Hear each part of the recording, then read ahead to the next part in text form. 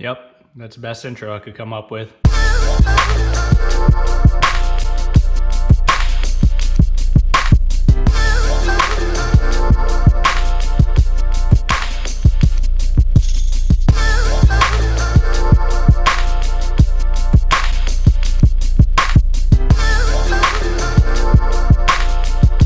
So I finished up the first subwoofer box. I'm gonna go ahead and get started on the second one. And I'm probably not gonna spend too much time recording, so I'll just put it in time lapse.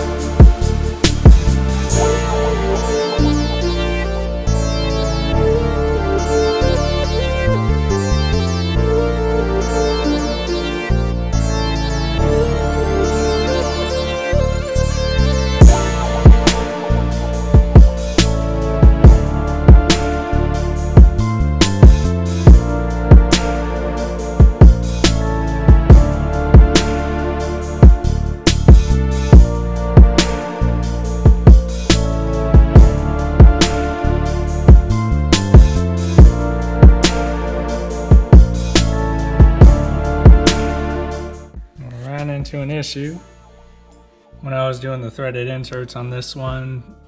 All of these were perfect except for this one right here. I had it off just a hair, but it was enough to where I wasn't able to get that bolt in.